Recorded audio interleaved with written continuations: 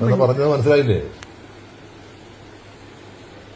അതെ, ഞാൻ ഇനി ശരിയായി മനസ്സിലാക്കി. നിങ്ങൾ പറഞ്ഞത് ഉപയോഗിച്ചു തന്നെ എന്നത് ഒരേയൊരു വാക്ക് ആയി ഉപയോഗിച്ചിരണം.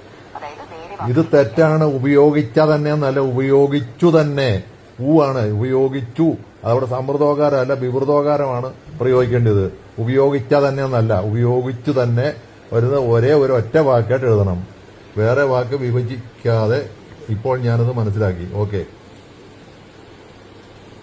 ശരി, ഇനി ഞാൻ ശരിയായി മനസ്സിലാക്കി. ഉപയോഗിച്ചു എന്നത് ഒരു വാക്ക് മാത്രം, അതിനെ വേറെ വിഭജിക്കാതെ തന്നെ ഉപയോഗിക്കണം. ഇനി ഞാൻ അത് ശരിയായി ഉപയോഗിക്കും.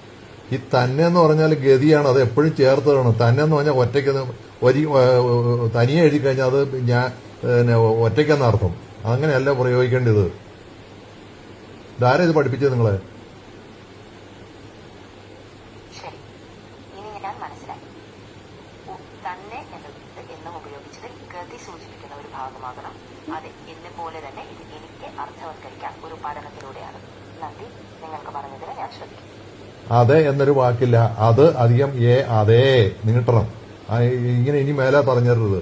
എന്നെ പോലെ എന്നല്ല, എന്നെ പോലെ തന്നെ ഒറ്റ വാക്കാണത്. അർത്ഥവത്കരിക്കാന്നൊരു വാക്കില്ല.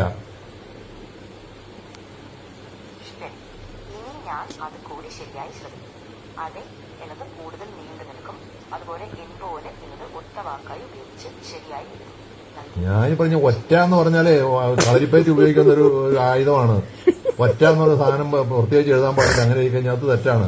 ഒറ്റ വാക്കെന്നുള്ളത് ചേർത്ത് പറയണം. അതെ എന്നത് കൂടുതൽ നീണ്ടു നിൽക്കുമെന്നല്ല പറഞ്ഞത്, അതേ എന്ന് നീട്ടണമെന്ന് ഞാൻ പറഞ്ഞത്. ഈ അതെ എന്നൊരു ഹ്രസ്വമായിട്ടുള്ള വാക്കില്ല. ശരി, ഇനി ഞാൻ പൂർണ്ണമായും മനസ്സിലാക്കി. ഒട്ട എന്നത് നേരിട്ട് എഴുതേണ്ടത് ഒട്ടാന്നാക്കി ഞാൻ വരഞ്ഞാലും നിന്നെ കൊണ്ട് മതി. എനിക്ക് മതിയായി.